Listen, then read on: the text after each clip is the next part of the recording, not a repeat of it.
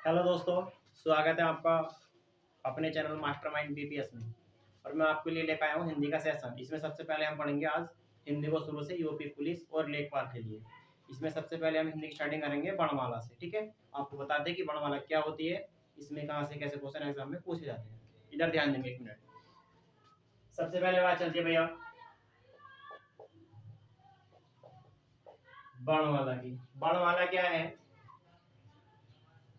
जो वर्णमाला है ये भैया वर्णों का व्यवस्थित क्रम। वर्णमाला किसे कहते हैं? हम वर्णमाला कहते हैं वर्णों के व्यवस्थित क्रम को। ठीक है, जो हमारी वर्णमाला कहलाती है वो कहलाती है वर्णमाला वर्णों का व्यवस्थित क्रम। और जो वर्णमाला होती है, जो जो भाषा की सबसे छोटी इकाई होती है, भाषा की सबसे छोटी इकाई तो वो होती है भैया हमारी ध्वनि या फिर वर्ण। लेकिन बात की जाएगी सबसे बड़ी इकाई क्या होती है, तो भाषा की सबसे बड़ी इकाई जो होती है वो होती है भैया वाक्य। भाषा की सबसे बड़ी इकाई होती है वाक्य। और ये क्या होती है भैया? सार्थक होती है। और सार्थक का मतलब होता है जिसका क्या होता है, अपना अर्थ होता है। ठीक है, इसके बाद बात चलती है कि जो वर्णमाला का क्रम आता है वो किस क्रम में आता है। तो सबसे पहले इसमें हम देखते हैं ध्वनि ओब्लिक वर्ण। इसके बाद में वर्णों को मिलाकर क्या बन जाता है भैया? यहाँ पर बन जाता है अक्षर। तो वर्ण भाषा की ऐसी इकाई होती है जिसके आप टुकड़े नहीं कर सकते। जो ध्वनि होती है, ये ध्वनि जो भाषा की इकाई होती है वो होती है सबसे छोटी इकाई। ठीक है, इसके बाद बात की जाती है अक्षर की। तो वर्णों को मिलाकर क्या बनते हैं? अक्षर बनते हैं। यानी कि ऐसी इकाई जो स्वर के साथ बोले जाती है उसको क्या कहेंगे? हम अक्षर कहेंगे। ठीक है, अक्षर के बाद हमारे बन जाते हैं भैया, जैसे हमें पता शब्द। और सभी को पता शब्द क्या होते हैं। जैसे हमने कहा राम, काला, पीला, नीला, हरा, कुछ भी एक्स वाई जेड सब क्या होते हैं? शब्द होते हैं। और इन शब्दों को क्या कर देते हैं? हम वाक्य में प्रयोग कर देते हैं। तो उस समय क्या बन जाते हैं? पद बन जाते हैं। और इन पदों से ही क्या बन जाते हैं?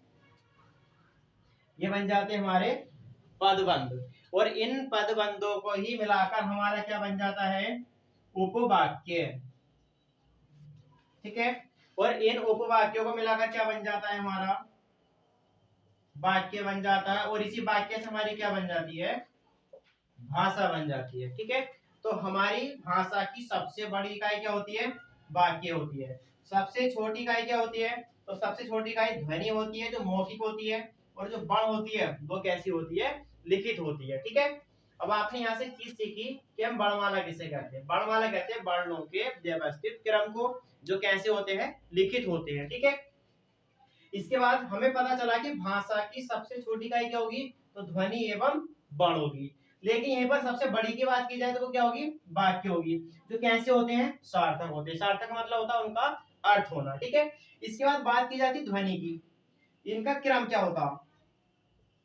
इसका जो क्रम होता है वो क्रम होता है भैया सबसे पहले ध्वनि, उसके बाद वर्ण, वर्ण के बाद अक्षर, अक्षर के बाद शब्द, शब्द के बाद पद, पद के बाद पदबंध, पदबंध के बाद उपवाक्य, और उपवाक्य के बाद वाक्य, और वाक्य के बाद हमारी क्या बन जाती है? भाषा बन जाती है। ठीक है,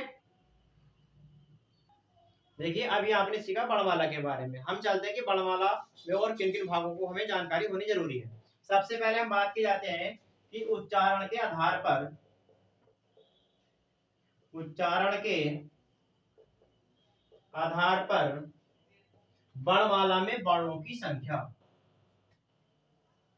वर्णों की संख्या। ठीक है, सभी को पता है शायद कितनी होती है? ये होती है भैया 45। जिसमें क्या होता है? इसमें 10 स्वर होते हैं प्लस क्या होते हैं? 35 व्यंजन होते हैं। किसके आधार पर? उच्चारण के आधार पर। उच्चारण का मतलब होता है ऐसे वर्ण, ऐसे व्यंजन या ऐसी भाषा की इकाई जिसको आप मुख से ठीक प्रकार से उच्चारण कर सकते हो। ठीक है, इसके बाद बात की जाती है लेखन के आधार पर। लेखन के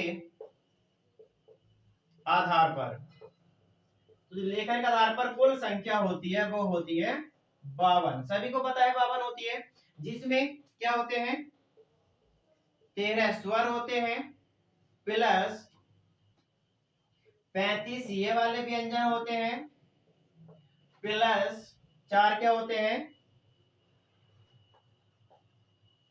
संयुक्त व्यंजन होते हैं। ठीक है बच्चों, इसके बाद अगर बात की जाए कि इसमें 13 स्वर कौन से होते हैं और इसमें 13 स्वर कौन से होते हैं, ठीक है, इस बात को मैं नीचे लिख रहा हूं एक साथ।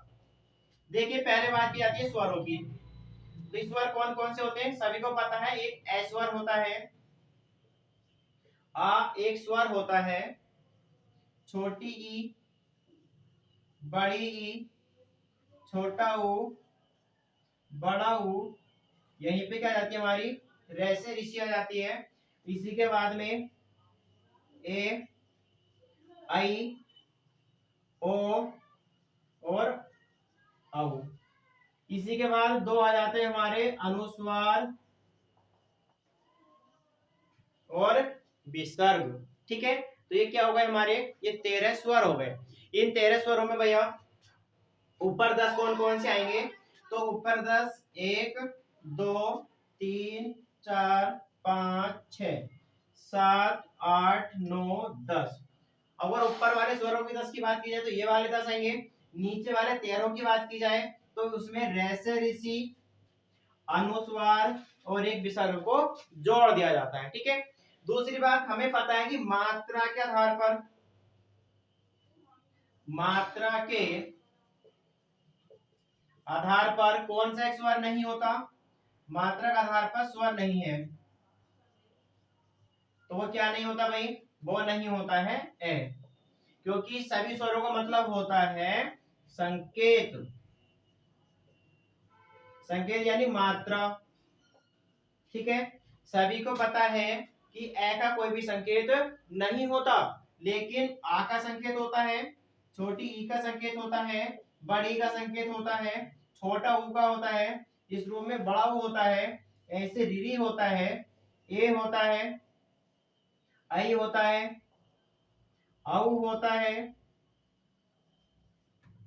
इसके बाद में ये होता है। ठीक है, तो यहां तक हमने पढ़ लिया कि 10 स्वर उच्चारण के आधार पे कौन से होंगे और 13 स्वर लेखन के आधार पे कौन से होंगे। अब इसके बाद पढ़ेंगे हम 35 व्यंजन कौन कौन से होंगे और यहाँ पर 35 प्लस 4 संयुक्त व्यंजन कौन कौन से हो जाएंगे। ठीक है, आप इस लीजिए तब तक। जैसे कि अभी हमने देखा कि लेखन के आधार पे कौन से स्वर होते हैं, उच्चारण के आधार पे कौन से स्वर होते हैं, उसी प्रकार से हम सीखने वाले व्यंजनों को कि हमारे लेखन के आधार पे कितने व्यंजन होते हैं और उच्चारण के आधार पे कौन कौन से व्यंजन होते हैं। ठीक है, जैसे आपको मैंने बताया अभी कि उच्चारण के आधार पे 35 व्यंजन होते हैं और लेखन के आधार पर 39 व्यंजन होते हैं। ठीक है, ध्यान देंगे कौन कौन से व्यंजन होते हैं। सबसे पहले आता है कै वर्ग, इसके बाद आता है च वर्ग, इसके बाद ट वर्ग, इसके बाद ट वर्ग और इसके बाद पे वर्ग। ठीक है बच्चों, अब यहाँ पर ध्यान देंगे कै वर्ग में सभी को पता है कि कौन कौन से वर्ण आते हैं। ठीक है बच्चों, आगे क्या आता है भैया, सबसे पहले क्या आता है, इसके बाद में ख आता है, इसके बाद में ग आता है, इसके बाद घ, उसके बाद में अण आता है। ठीक है, तो ये 5 क्या होते हैं, कै वर्ग के वर्ण होते हैं। ठीक है, इसके बाद बात की जाए तो यहां से च वर्ग की च, छ, ज, झ और वे। ठीक है, इसके बाद अगर बात की जाए ट वर्ग की तो सभी को पता होगा फिर ट आता है, ढ आता है, ड आता है, ढ ढक्कन आता है और इसके बाद में आता है। ठीक है, अब बात की जाती है तय वर्ग की, तो तय वर्ग में कौन कौन से आएंगे, पहले त आएगा, फिर थ आएगा, फिर द आएगा, फिर ध आएगा, फिर आएगा न। इसके बाद प वर्ग की अगर बात की जाए तो सबसे पहले प आएगा, इसके बाद फ आएगा और फ के बाद भैया हमारा आ जाएगा वे, और वे के बाद हमारा आ जाएगा भय, और भय के बाद हमारा जाएगा में। और तुम्हें पता होगा कि यहाँ पे दो द्विगुण व्यंजन आते हैं, ढ और ड़, ठीक है। इन्हें बोलते हैं दो द्विगुण व्यंजन या ताड़नजात व्यंजन, या फिर हम बोलते हैं इनको उच्छिप्त व्यंजन, ठीक है। चलिए इससे आगे अभी कितने हो गए, ये यहाँ से लेकर यहाँ तक 25 हो गए, और 25 में दो ये जोड़ दिए तो कितने हो गए, 27 हो गए। अब 27 के अलावा बाकी कौन कौन से व्यंजन होंगे, सभी को पता है। इसके बाद क्या आएंगे, अंतस्थ व्यंजन आ जाएंगे। अंतस्थ व्यंजन कौन कौन से होते हैं भैया, ये, रे, ले और वे, ठीक। ये अभी 27 में हमने 4 जोड़ दिए, कितने हो गए, 31 हो गए। उसके बाद बात की जाएगी ऊष्म व्यंजनों की। तो ऊष्म व्यंजन कौन कौन से होते हैं, सभी को पता है ना, तीनों से और एक है। जैसे कि हमने देखा बड़ा वाला से, बिचला से, जिसको हम क्या बोलते हैं, तालव्य से बोलते हैं, और इसको हम बोलते हैं मूर्धन्य से, और इसको बोलते हैं हम दंतीय से, और एक हमारा क्या जाता है आ जाता। अब ये कुल जो बण हो गए हैं, ये कितने हो गए हैं, ये हो गए 35, यानी कि काय के आधार पर हो गए, ये हो गए उच्चारण के आधार पर, यहां तक। लेकिन हमने एक बात जानी थी अभी कि लेखन के आधार पे कितने होते हैं, लेखन के आधार पे हमने बताया कि कुल बड़ों की संख्या होती है 39, यानी कि 35 ये वाले और 4 संयुक्त व्यंजन जुड़ जाते हैं। संयुक्त व्यंजन कौन कौन से होंगे,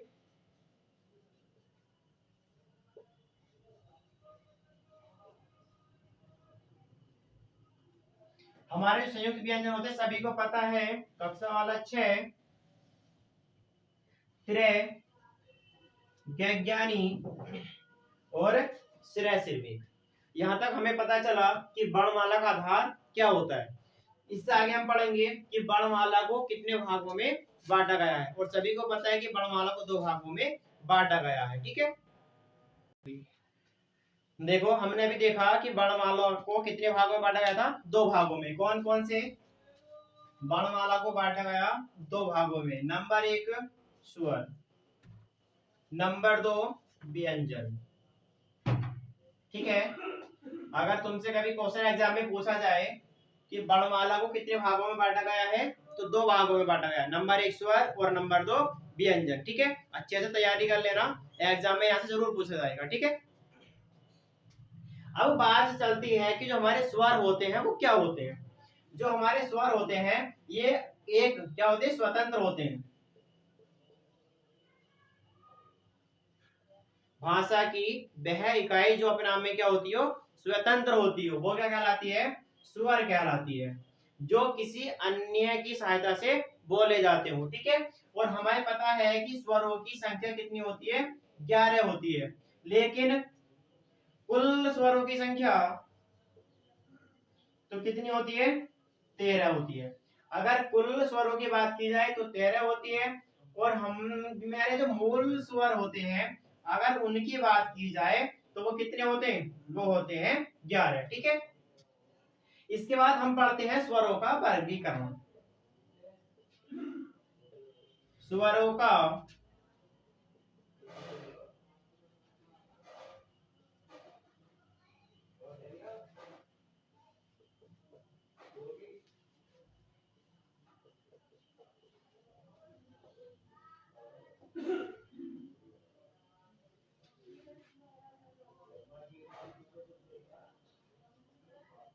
स्वरों का वर्गीकरण, ठीक है। कितने भागों में किया गया भैया, ये अलग अलग भागों में किया गया है। जैसे सबसे पहले हम करेंगे उच्चारण के आधार पर,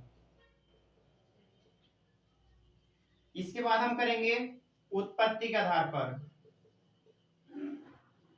इसके बाद हम करेंगे जीव के आधार पर, इसके बाद हम करेंगे जीव के आधार पर हो गया फोटो के आधार पर, इसके बाद अगर बात की जाए तो हम करेंगे हवा निकलने के आधार पर, हवा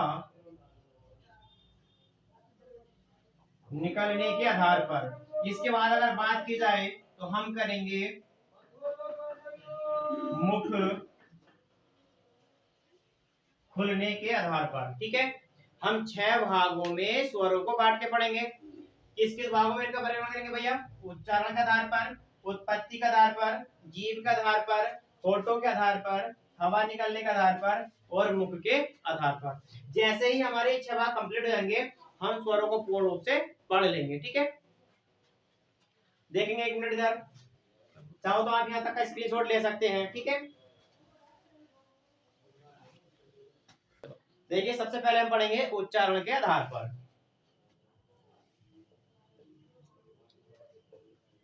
उच्चारण के आधार पर स्वरों का वर्गीकरण। सभी को पता होगा कितने भागों में किया जाता है, तो इसका जो उच्चारण किया जाता है वो करा जाता है 3 भागों में। कौन कौन से? चलिए हम यहाँ को इस तरह से नहीं बांटते, हम इस तरह से बांट लेते हैं। इस आधार पे कितने भागों में बांटा गया है? 3 भागों में। ठीक है, 0 3। नंबर 1 ह्रस्व स्वर, नंबर 2 दीर्घ स्वर, नंबर 3 प्लुत स्वर। हमें पता है जो ह्रस्व स्वर होते हैं वो कौन कौन से होते हैं? एक ऐसे स्वर जिनका उच्चारण करते समय क्या हो, कम समय लगता हो या फिर एक मात्रा का समय लगता हो, उनको क्या बोलते हैं? हम ह्रस्व स्वर बोलते हैं। जैसे ए, कोमा पहले छोटी ई ले लेंगे, इसके बाद छोटा ऊ, इसके बाद में ऋषि। ये सभी क्या होते हैं भैया? ह्रस्व स्वर होते हैं। ठीक है, बात की जाती है दीर्घ स्वर की, इनकी संख्या 4 होती है। जो दीर्घ स्वर होते हैं ये भी 2 प्रकार के होते हैं, एक तो मूल, एक होते संयुक्त। तो जो मूल दीर्घ स्वर होते हैं वो होते हैं बड़ा, बड़ी और बड़ऊ। संयुक्त होते हैं भैया छोटा ए, बड़ा ए, ओ और आओ।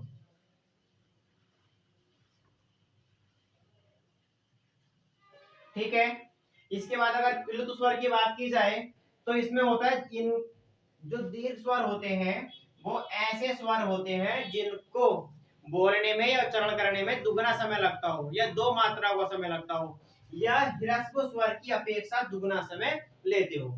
लेकिन जो प्लुत स्वर होते हैं उनका प्रयोग किसी को पुकारने में, किसी को आवाज लगाने में या फिर दीर्घ स्वर की अपेक्षा 3 गुना समय लेते हैं। ठीक है, जैसे हम पढ़ते राम, राम ऐसे, तो इसका मतलब होता है कि राम में जो आ स्वर है उसको क्या किया गया है?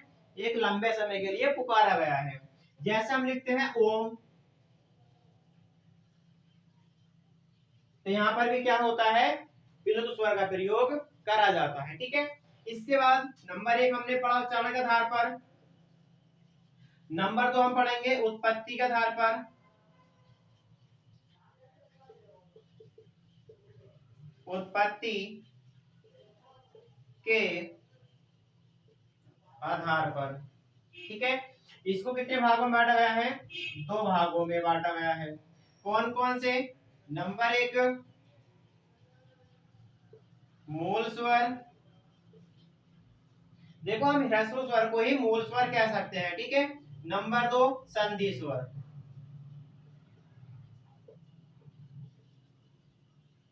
तो मूल स्वर भी वो स्वर होते हैं जिनकी उत्पत्ति मूल स्वरों के रूप में हुई हो या जो अपने आप में स्वतंत्र हो या अपने आप में स्वतंत्र रूप से बोले जाते हो। ठीक है, इनमें इनकी संख्या कितनी हो जाएगी? 4 हो जाएगी। और संयुक्त स्वरों की संख्या टोटल कितनी हो जाएगी? 7 हो जाएगी। ठीक है, तो मूल स्वर कौन कौन से जाएंगे? ए, कोमा छोटी ई, कोमा छोटा ऊ, कोमा जैसे ऋषि। ठीक है, इसके बाद अगर बात की जाए संधि स्वरों की, तो संधि स्वर कितने होते हैं? 7 होते हैं। कौन कौन से होते हैं?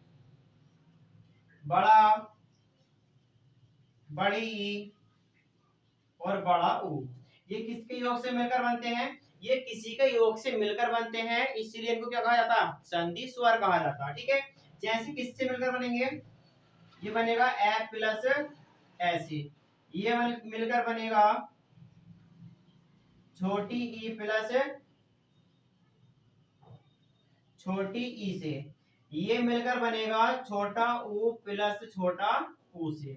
ये होते हैं सजातीय स्वर, इनको हम क्या बोलते हैं?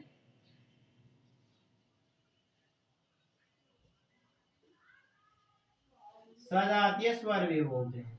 ठीक है, इसके बाद अगर बात की जाए नंबर 2, इसी में क्या क्या आते हैं भैया? ए, आई, ओ और औ। ठीक है, ये किसके योग से मिलकर बनता है? ये ए प्लस ई से, और ये बनता है ए प्लस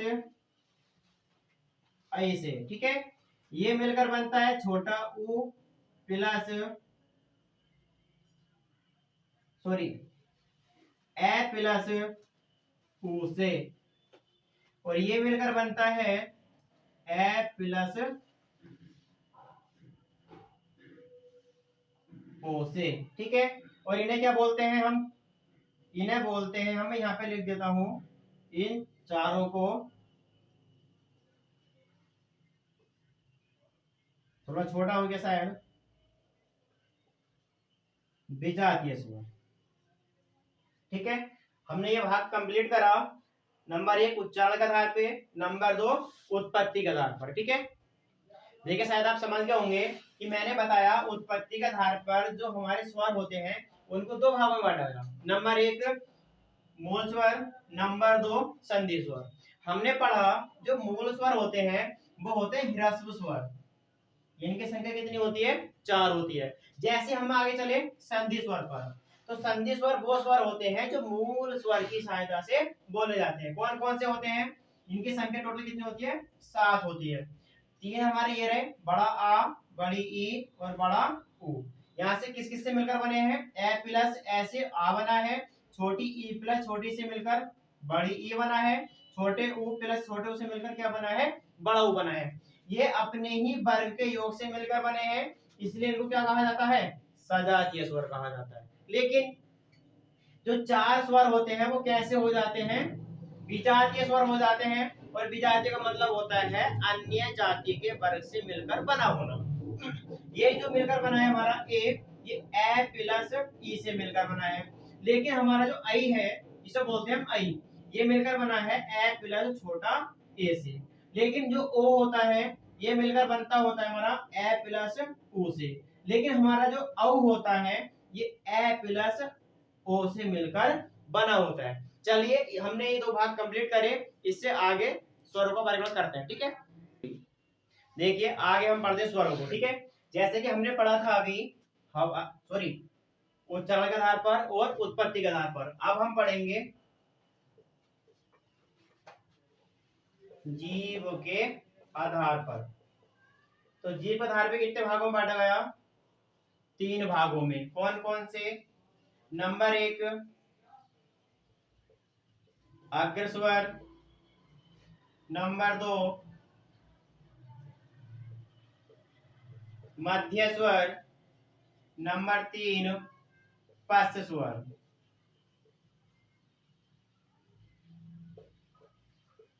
ठीक है, अग्र स्वर का मतलब होता है एक ऐसे स्वर जिनका उच्चारण जीभ के अगले भाग से किया जाता हो।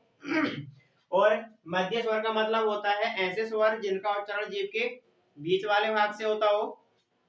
और पश्च स्वर होते हैं जिनका उच्चारण जीभ के सबसे पिछले वाले भाग से होता हो, यानी कि जहां पे जीभ का लास्ट होता है। ठीक है, सबसे पहले अग्र की बात की जाए तो ऐसे कौन कौन से स्वर है जिनका उच्चारण अगले भाग से करेंगे? तो सबसे पहले क्या आएगी हमारी? छोटी, बड़ी ई, इसके बाद में ए कोमा आई, और रेसर इसी भी क्या आ जाती है? इसी में आ जाती है। मध्य स्वर में खाली एक स्वर होता है, कौन सा? ए। हमें पता चला कुल स्वरों की संख्या कितनी होती है? 11 होती है। उन 11 में 2, 4 और 5 और 6 हमने पढ़ लिए हैं।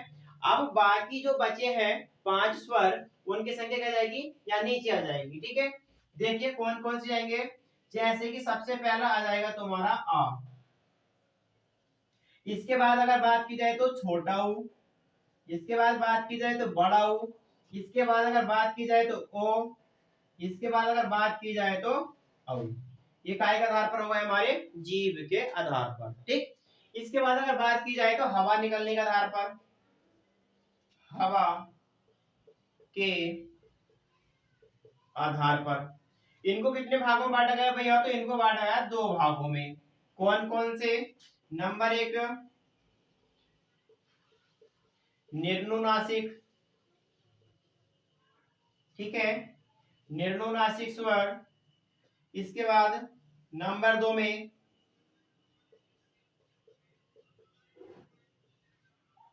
अनुनासिक स्वर। ठीक है, देखिए निर्नुनासिक स्वर वो होते हैं जिनका उच्चारण करते समय हमें नाक की आवश्यकता ना पड़ती हो, लेकिन अनुनासिक स्वर वो होते हैं जिनका उच्चारण नाक और मुख दोनों से किया जाता हो। ठीक है, तो हम परिभाषा लिखना चाहेंगे तो लिख लेंगे कि एक ऐसे स्वर जिनका उच्चारण करते समय हमें नाक और मुख किसी के दोनों की आवश्यकता पड़ती है, उन्हें बोलेंगे अनुनासिक। और जिनका उच्चारण करते समय हमें केवल क्या पड़ेगी, नाक की आवश्यकता नहीं होगी, केवल मुख की आवश्यकता होगी, उन्हें बोलेंगे निर्नुनासिक। तो सभी स्वर क्या होंगे, सभी स्वर निर्नुनासिक होंगे। मैं यहाँ पे स्वर नहीं लिख रहा हूं, मैंने सभी स्वर लिख दिया है। ठीक है, जो अनुनासिक स्वर होते हैं मूल रूप से अंग और अह होते हैं। ठीक है, इनके अलावा अगर तुम किसी भी स्वर के ऊपर क्या लगा दो, चंद्र बिंदी लगा दो, अनुस्वार लगा दो, ये लगा दो, तो ये सभी स्वर क्या बन जाएंगे, हमारे अनुनासिक बन जाते हैं। ठीक है, अब इससे आगे हम बात करते हैं। हमने 4 भाग कंप्लीट कर लिए हैं, जीभ के आधार पर, हवा निकलने के आधार पर। अब हम करेंगे होठों के आधार पर। अगर सभी ने ये बात समझ ली होगी तो आप इसका एक स्क्रीनशॉट ले लेंगे। ठीक है, आपने स्क्रीनशॉट ले लिया होगा।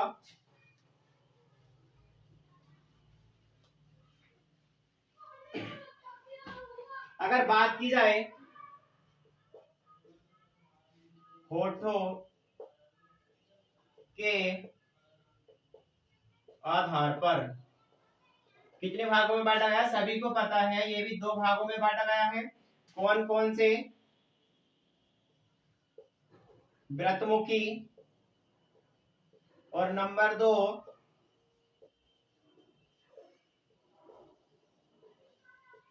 अव्रतमुखी। देखो व्रतमुखी उन स्वरों को कहा जाता है जिनको बोलते समय हमारे होठ क्या हो जाते हो, गोलाकार में हो जाते हो। और अव्रतमुखी उन्हें कहा जाता है जिनको बोलते समय हमारे होठ गोलाकार नहीं होते हो। ठीक है, तो जैसे व्रतमुखी में क्या आ जाता है, सबसे पहले छोटा ऊ, इसके बाद बड़ा ऊ, इसके बाद हमारा क्या जाएगा, ओ आ जाएगा, इसके बाद औ आ जाएगा, इसके बाद एक आगत स्वर होता है हमारा ये वाला, जिसको हम आगत स्वर बोलते हैं। और ये कौन सी भाषा का है, मराठी भाषा का है। ठीक है, हिंदी में कौन सी भाषा से आया है, इसका प्रयोग अंग्रेजी में किया जाता है। ठीक है, अब अव्रतमुखी की बात की जाए तो देखिए यहां पर हम देखेंगे छोटी, चलिए हम यहां से ले लेते हैं ए, आ तो सही है, आ यहां पर आ जाएगा। इसके बाद बात की जाए छोटी, बड़ी, छोटा ऊ, नहीं छोटा ऊ यहाँ पे नहीं आएगा, यहाँ पर आ जाएगा ए कोमा आई। ठीक है, रीरी की बात की जाए, रीरी भी यहाँ पर ही आ जाएगा। ठीक है, इसके बाद अगर बात की जाए नंबर आगे, मुख खुलने के आधार पर, मुख खुलने के आधार पर। ठीक है, तो इसको भी कितने भागों में बांटा गया? 4 भागों में। कौन कौन सा? नंबर 1 विवृत, नंबर 2 संवृत, इसके बाद नंबर 3 अर्ध संवृत, इसके बाद अगर बात की जाए तो अर्ध विवृत। ठीक है, अब विवृत का मतलब होता है पूरा मुख खुला होना। तो जैसे हमें पता है कि एक स्वर आता है विवृत में आ, और सभी को पता है कि आ स्वर को बोलते समय हमारा मुख पूरा खुल जाता है। जैसे आपने देखा छोटे बच्चों को दवाई देनी हो तो उनसे क्या बोलते हैं कि बेटा क्या बोलो? आ बोलो। और जैसे वो आ बोलते हैं उनका मुख क्या हो जाता है? पूरा खुल जाता है। और जो संवृत में आते हैं वो यहाँ पर क्या आ जाते हैं? छोटी ई, कोमा बड़ी, ठीक है, छोटा ऊ, कोमा बड़ा ऊ और कोमा रैसे ऋषि। जो अर्ध संवृत में होते हैं वो छोटा ए, कोमा आई आते हैं, सॉरी औ आएगा यहाँ पर ओ, और यहाँ पर क्या आ जाएगा भैया? यहाँ पर जाएगा तुम्हारा सबसे पहले आ जाएगा ए, इसके बाद में आ जाएगा आई और इसके बाद में आ जाएगा औ। ठीक है, यहाँ तक हमारे स्वरों की बात क्या हो जाती है? खत्म हो जाती है।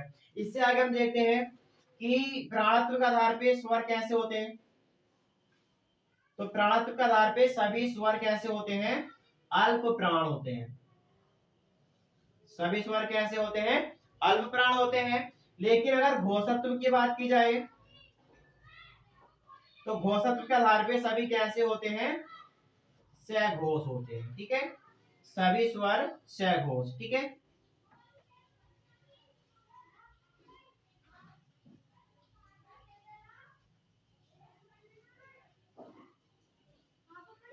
देखो प्राणत्व का मतलब होता है हमारे शरीर से हवा का निकलना। तो एक ऐसे स्वर जिनको बोलते समय हमारे शरीर से हवा कम निकलती है उनको अल्प प्राण कहते हैं। और सभी स्वर कैसे होते हैं? अल्प प्राण होते हैं। लेकिन घोषत्व का मतलब होता है हमारी श्वसन तंत्रिकाओं में कंपन होना, झंझनाहट होना या झंकृति होना। ठीक है, उसके आधार पर सभी स्वर कैसे होते हैं? सघोष होते हैं। ठीक है, और सघोष का मतलब हो गया कंपन होना। तो सभी स्वरों को बोलते समय क्या होता है? कंपन होता है। ठीक है, इस तरह से हमारी वर्णमाला के अंतर्गत हमने सभी स्वरों को पढ़ लिया है। अगली वीडियो में हम पढ़ेंगे व्यंजनों को। देखिए दोस्तों, मैं उम्मीद कर सकता हूँ कि वर्णमाला से संबंधित जितनी भी बातें मैंने आपको बताई हैं शायद आपकी समझ में आ गई होंगी। अगर कहीं पर आपको डाउट लगता है तो एक बार आप वीडियो को दोबारा से देख सकते हो। और मैंने इस वीडियो में क्या करा है? पूरे स्वरों को डाल दिया है। ठीक है, दूसरी बात, अभी आपको दूसरे भाग में इसमें सारे व्यंजन मिल जाएंगे और हम आपके लेखपाल और यूपी पुलिस के लिए पूरी हिंदी करा देंगे। ठीक है, इसीलिए आप हमारे चैनल पर बने रहिए। हमारा चैनल है मास्टरमाइंड बीपीएस और हमारे चैनल को आप क्या कर लीजिए? सब्सक्राइब कर लीजिए, वीडियो को लाइक कर दीजिए, जिससे कि आपको सबसे पहले हमारी वीडियो को क्या मिल जाए? नोटिफिकेशन मिल जाए। ठीक है।